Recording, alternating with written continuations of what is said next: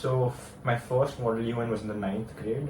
I think this teacher came into our classroom and announced that there's going to be like a model UN conference in our school, and people interested can just sign up, and I did. And what led you to signing up in the MUN? Sure, always had a keen interest in geopolitics, world affairs, history, political science. So I knew a lot about those areas, had done some quizzing in middle school and as well as elementary school. So I thought that was like an area of prowess. So Quizzing sounds interesting. I think I was the only one from the CBSE board in my school to be on the school quizzing team in middle school. So.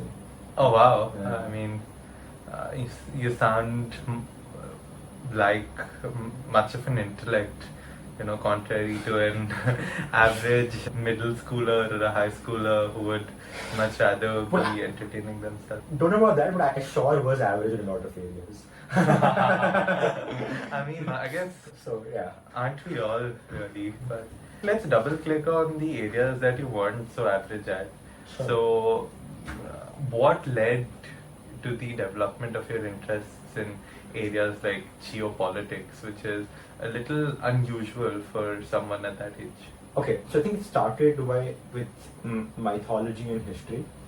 Ever since I remember, I was really into the two most famous Indian epics, the Ramayana and Mahabharata. I think by the age of 5 or 6, I knew all the characters, I knew the storylines. Ask me any question, I would answer it. And then I think around the same age, my father and mother got these series of comics called the Amar Chitra Kathas, right? Which are basically like comic form biographies of notable Indian people in mythology as well as in recent history. So Arjuna from the Mahabharata, for example, or more recently J.R.D. Tata. So like noted Indian figures throughout history, like their biographies in a comic version. Really great just to inculcate good reading habits in kids. And I think over time, I think my dad gifted all 300-400 Amar Chitra Kathas to me, and I read all of them. And that really refined my world affairs and history knowledge. I still love reading them, like in the middle if I want to take a break or something and just relax. Really good, really interesting to read. And they're not written in a childish sort of way, they're written in a very serious, informational manner. It's just that they're presented in a way that children can comprehend them very easily as well. So, yeah. That's very insightful. I think you were introduced to the right set of ideologies and books at a very pivotal period in your life, which have predominantly, defined your interests thus far. And to be a delegate at a MUN, I think your oratory skills are of high importance. So, what was that like? Was Manning the first time you were publicly speaking? So, yeah, sure. But the thing is, I think that's the beauty of modeling. I think even then, amongst all my skills, I would say my oratory or public speaking skills are perhaps in the lower rungs. I don't think I'm a very fantastic orator. I think I'm a decent orator. I think I've improved over time. I did take a public speaking course in college just to make sure my skills are refined. Even though I did do model even in debating throughout high school, but I think my main skills are, I think I'm pretty good at writing and just thinking in a logical, constructive manner and just organizing my thoughts. Right, so that sort of like communicative thinking is my main skill, and that's sort of strategic thinking. And the thing is about modeling, as I was saying, is that they're a very holistic activity, right? Your writing skills get tested, your debating skills get tested, obviously. Your negotiation skills, the way you dress. It's a very holistic field, in that sense. And that's why I really enjoy doing them. It's not just like a elocution competition where you're giving a topic impromptu and just going and speaking about that for like some fun. So you said that you debated as well as participated in MUNs. What came first? If I remember correctly, debating. Debating. And what would you like to tell us an anecdote of you getting into debating? Sure. So I think I'm a pretty good one-on-one communicator.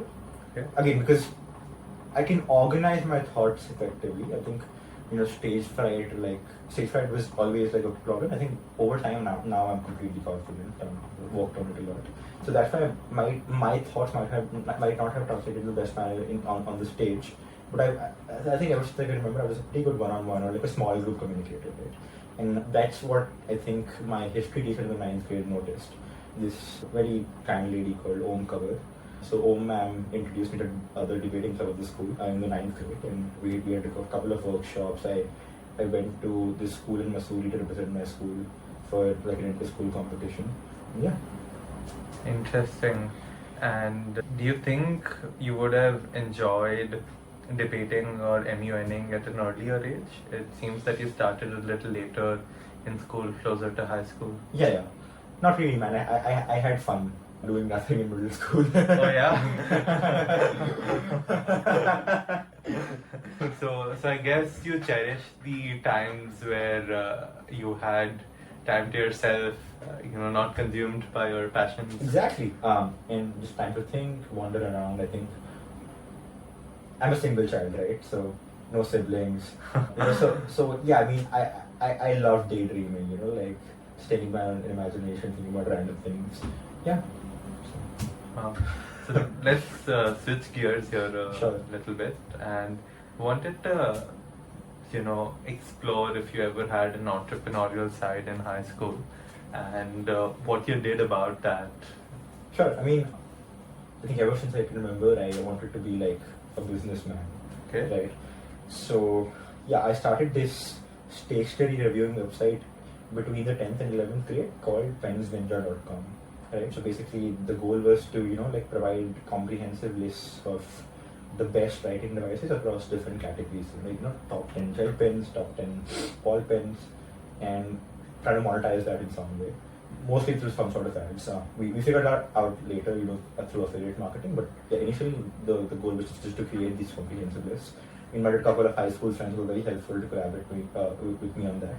And yeah, we made the website, but then my domain sort of expired in a year, and we weren't making any money, so I just let it go. Again, it was like more like it was more sort of like a pet side project as opposed to like a serious business.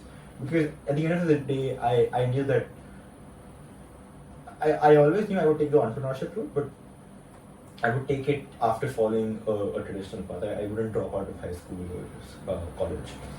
Interesting. I can respect that, knowing what you want to do and having the patience to finish and follow through with your academia before you jump in is certainly something to think about, and very interesting. I think I've always thought of which pen to use, and most of that would be free riding or second-hand knowledge from just take a look around at what my classmates were using. And I think back then there was this company called Rorito that made these pens called Trimax that were, I think, the pen of our era. And then they've gone through several design iterations, and at this one point we'd bring the Rorito body collections to school, where everyone would show the evolution of the pen, and it was really painful for me to see how Rorito got acquired by Renault, and then they changed the names into different things from Trimax to Terramax to Terratron and whatever, and like those original silver concentric circles design being replaced with like those random colorful triangles. So slight correction, Rorito acquired Renault, it's not the other way around. Oh, is it? Yeah. Oh, okay. Thanks for letting me know, because very interesting to see. So like right now, I think it's called Rorito Terramax or whatever. Renault's used to be the previous name, but Renault's Trimax. Is it? I am a 96% sure. I really don't think it matters, but interesting things. Regardless, right?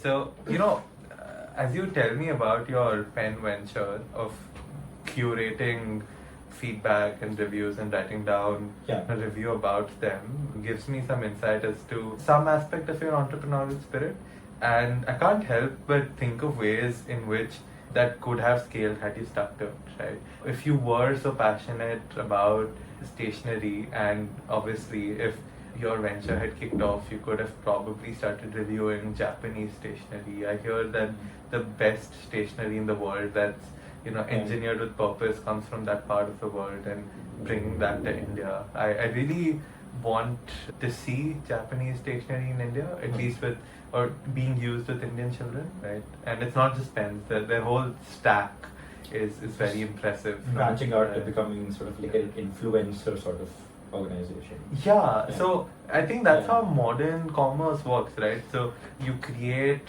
content around something that's personal to you, and you develop a niche out of it, and then you collect feedback from the masses to then analyze and serve what they want. I think this playbook has been working off pretty good. What are your thoughts? I think, but I'm not sure if this is like a recent trend. Mm-hmm.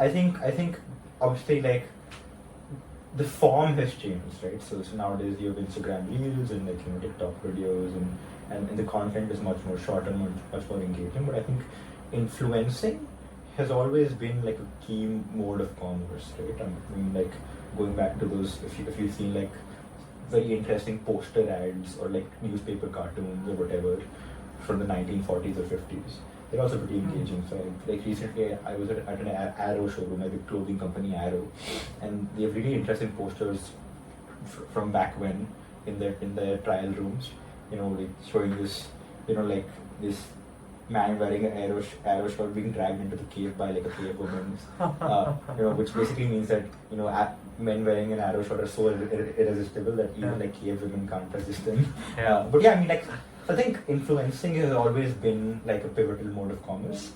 But yeah, definitely the form has changed, and because the content is more engaging, I think people think more about influencing nowadays. I have two observations that I'd like to hear your thoughts on. One is essentially the reciprocative nature of the feedback, which is essentially how brands are more involved as to what their consumers and TG has to say as to, before the digital era, there really weren't as many effective ways to say sentimental analysis, for example. And the other is, I think, up until this era, micro-influencing wasn't a thing, and maybe it was limited to the extent of the people you knew, but thanks to the rise of social media platforms, people can now create their own niche without having to be celebrities. Mm-hmm. So, as you mentioned, one more important point obviously is that influencing is much more accessible, right? You don't have to be an advertising firm or a celebrity to influence people, especially for commercial reasons. And like now, even the smaller brands that don't have multi-million-dollar budgets can use this mode of commerce. 100%. You mentioned how maybe Rorito bought Renault, and it was very interesting. 96% chance. You were 96% sure that Rorito was the acquirer, Yeah. but I'm surprised you know that. Like, I mean, it sounds very much. Because I remember using Rorito pens even in college, so pretty recent, like a year ago. Oh, okay. Maximum. So love the Trimax, Teramax pen, whatever you want to call it. Yeah, I didn't. I think the old folders can just call it Trimax. I guess. Yeah, I guess. Kids these days will. So. I doubt that like kids kids 10 years younger than us will even use pens in the future. So I put a very low probability to that. I mean, sure, they might use pens for official purposes, but like on a daily basis, pens won't matter as much as they used to in our time, for sure, 100%. So you're saying 10 years down the line from today? Yeah, pen or papers, like the traditional tools of learning will be replaced. That's the broad graph. And will that be replaced by digital infrastructure using LLMs or just? I don't see LLMs or AGI playing a role in this. I just see like the form of the tools changing from like a physical tool to like a digital tool, because even consumer electronics are so accessible, right? People can get a tablet for cheaply and there was forced adoption thanks to COVID. Yeah, exactly. Oh, but that's very interesting. You think that that transition is only 10 years away. I, for one, don't fully. Again, obviously, 10 years away for sort of like the upper middle class / Okay, startup yeah, society. that I makes mean, more sense. it's a trickle down effect, obviously. Of course, of course. There are people in our country who don't even have access to physical learning tools. Forget like a tablet or something they can take notes on or Right. attend classes. Right. So yeah. The point I was trying to make was Yeah. you knowing something about the acquisition, I think gives us a sneak peek into your investor side. So I know that you're an avid investor now. Can you tell us about how that started? Sure. Just 19 right now, Neil. Just going to turn 20 in 6 months. But so an avid investing learner, sure, if you want to call it that. The investing journey started in the 11th grade when one of my really dear friends, I think I'll preserve his name, invited me to be on this team from our school that was going to participate in this competition called the KWHS High School Investment Competition, which is organized by the Wharton School of Business for high schoolers across the globe. Right?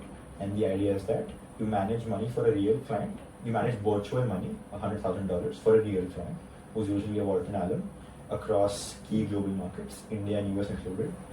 And and you're judged not on your alpha, you're judged on, you're not judged on your alpha, you're judged on your investment style, your presentation, all of that. Mainly your investment thesis and style. So yeah, and I was very lucky to be invited onto the team, and we ended up becoming the regional finalists for South and Southeast Asia. If not for COVID, we were supposed to go to the NSC in Bombay. Oh. And give a pitch to some noted Wharton alumni working in India. And then if we'd done well in that, we would have proceeded on to the global finals. So like we were top 50 teams out of 850 at the regional finals. Mm-hmm. If we got into the global finals, we would have been like top 10 or top 7, 8 from 850 teams, and we would have gotten an opportunity to go to the Wharton School of Business to pitch to global investors. I just wanted to, call out that essentially how these things can be so serendipitous and oftentimes come our way because we've done something, right? So I remember when we were prepping, you shared the anecdote that this friend of yours was actually someone you had looped into your Pens Ninja venture as the head of marketing back then.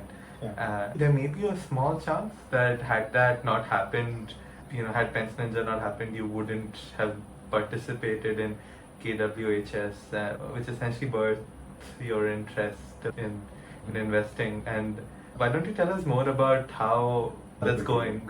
Yeah, how the investing is going now, and other milestones you may have hit. Sure. So more than the result, I mean, to be honest, the result obviously is a validation that we are at a certain bar, right? And I personally, because of my contribution in the team, and I really enjoyed the process, by the way. I mean, more than enjoying it, I felt that I was really good at it. I think enjoyment follows if you're good at something.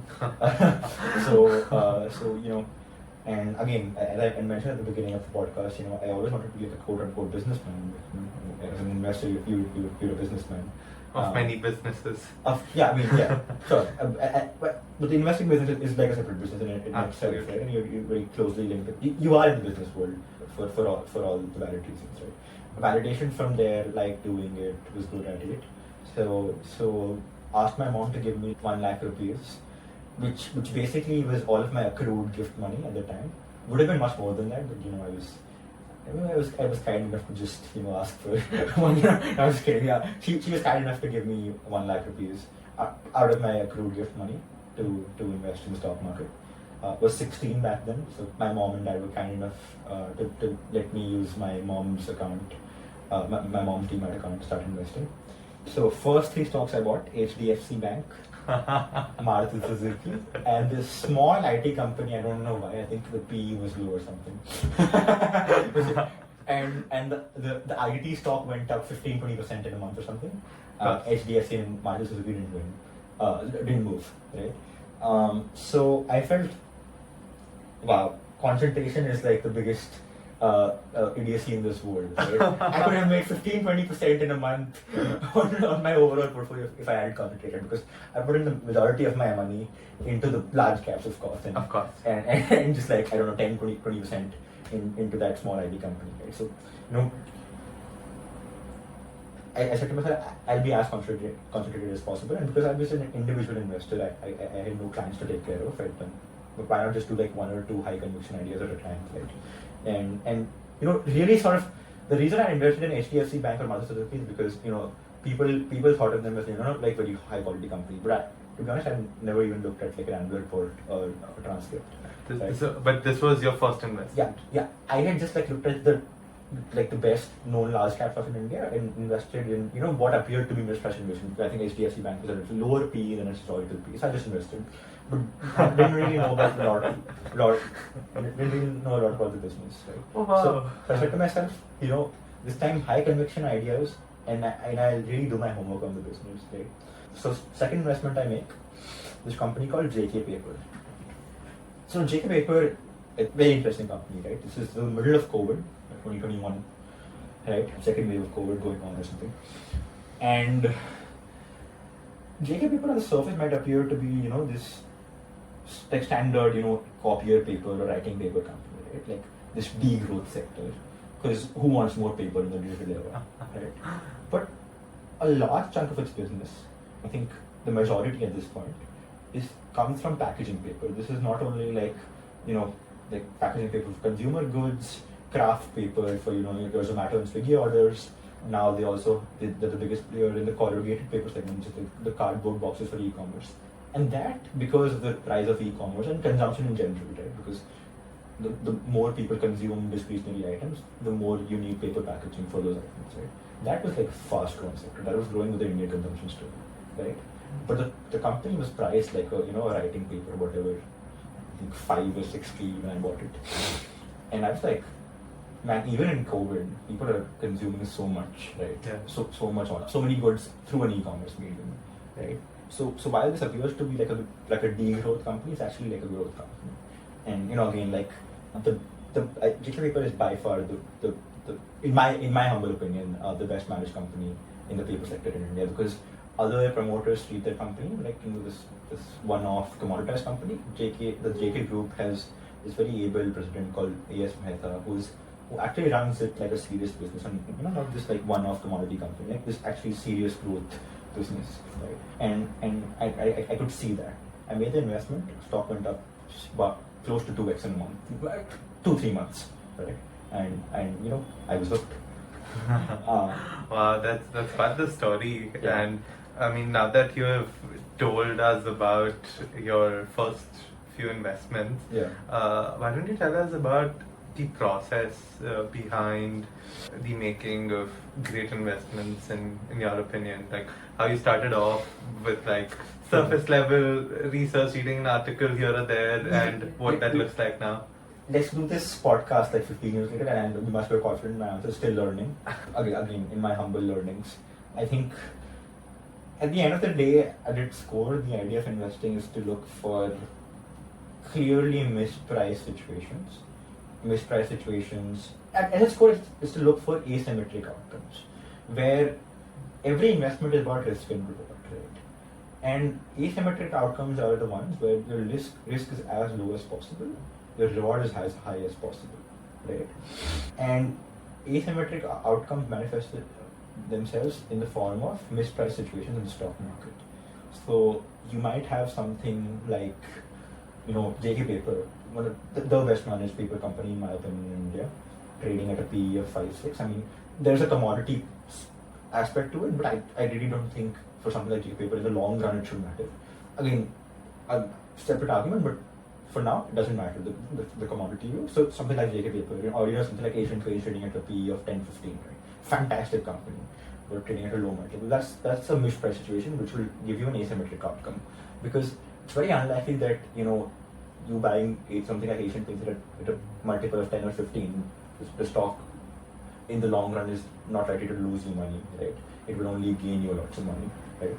So yeah, the idea is to look for mispriced situations.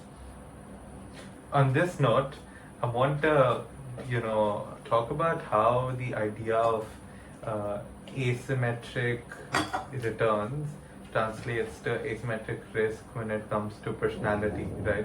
So a couple of years ago, I learned the idea of asymmetric risk from one of these YouTube channels that essentially said that when you're making a decision, one of the aspects to consider is your cost, which is essentially the effort and other resources you put in, and the potential outcome. Yeah. Right. So if the cost, the cost is always going to be limited in most cases, where it's limited to the extent of the number of hours you put in, so on and so forth.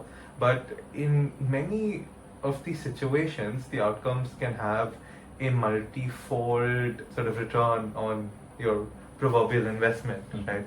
And I found that idea very, very interesting. Like, it seems so obvious when we speak about it, right? But I think there's a bit of a knowledge behavior gap that exists when it comes to these ideas. And on this note, I also think a lot of psychology and learning that is just two things, right? One of it is labeling ideas that seem and sound familiar and obvious, and the other is actually getting us to apply it. So I think for somebody like me who is obsessed with actually applying things in the real world and doing instead of reading, I think that's what psychology is about. So let's pivot into, what are your thoughts on students building a personality? Sure. Of course, is the question, I really don't think it's an option, right? I think everybody needs to build some sort of a personality. So, but I'm assuming by personality you mean identifying areas you're good at, or identifying where you'd want to be in terms of yourself or your personality some years out, and trying to work towards that. That's what you mean, right? So I meant more like the traits that you think students should develop or focus on, or as Vardhman, what are the things that are important to you in terms of characters and principles? Sure, I think in terms of holistic list, it depends from person to person because everybody is a different person. Absolutely. Like you mentioned, but I think some core skills that everybody should develop in today's day and age. I think reading, analytical thinking, and writing, right? And these are the three main skills of investing, and I think everybody should have them. Right? If you can't read, even an actor needs to be good at reading because he's reading 1,000 scripts or whatever per year, and he's making a decision between them, right? And if you don't have that reading skill, you really can't make good decisions about what movie you want to choose, right? And even though it might appear that acting is much more of a physical art as opposed to like a mental art. It has mental aspects for sure, but that's what people think. Even in a physical field like acting, you need good reading, right? Analytical thinking, right? You might be in as creative a field as possible. You may be a poet, right? Even then, you will earn money, right? You will need to choose which bank account to deposit your money in, which house to buy, for example, right? On what platform can I post my poems for the most sort of retention and attention, right? All of these decisions that an adult has to make, and I think analytical thinking is a very important tool for these decisions. Third, writing. If you can't communicate in terms of writing in today's day and age, where every introduction starts on email or text, I think you are at a serious disadvantage. Wow, very, very, informative, and I think that is something that's called good advice. However, I don't think every single person needs to be good at it, because again, there are a few right brain, left brain people who have different dominions, right? Nobody has to be by being a writer, I don't mean be Shakespeare, right? But have a baseline competency in writing as well. By being a reader, I don't mean you be like Warren Buffett or something, right? But have a baseline competency in reading. Just because your right brain doesn't mean you don't read. Just because your left brain doesn't mean you don't write. Isn't it a serious problem in our country where graduate engineers from top colleges can't write to save their lives? It's a serious problem. I think so. I'm glad you cleared that up. So that you were actually referring to creating, elementary competence, because I've heard this feedback from other industry professionals as well, right? Where they share that graduates who come out from tier 1 universities fail to write emails in a professional manner, or even if they do manage to put something together, isn't articulate. And I think maybe today ChatGPT can help them a little bit, but if they still don't have enough practice, how do you know what's the correct prompt to write if you're not a good writer, right? You have ChatGPT, but it's a tool. It's not a replacement of your writing. So essentially, the inputs are still governed by you, is what you're saying. Exactly. So you need to structure a prompt well for you to get a decent output from ChatGPT. Well, that's how things are today, and I'm glad. This was. I feel like this is one of the common apprehensions someone would have who's watching this today, where they could resort to tools like these. But you're absolutely right. I don't think they'd get very far without knowing the right things to ask of the tool. Anyways, it was really wonderful talking with you this fine evening, and I'm just going to give a bit of an intro. So Vardhman here is a student at Johns Hopkins University. He is in his second year doing an accelerated course, so he will be finishing off a 4-year degree in 3 years. That takes a lot of effort and is quite a taxing and much less than taking a girl out. or a boy, or other genders. Point that. But keep that in. quite an endeavor. He's also a partner at Bharat First Capital, which is an investment setup with a bunch of his high school friends that you've put together, where you analyze companies together. That is actually the culmination of one of his interests in the real life. And yeah, I think you can learn more about Vardhman in the Notion doc below. He will continue to give us advice, ideas, and feedback in this doc, and hopefully this is one of many more. Yeah, sure. All right. Pleasure talking to you. Likewise.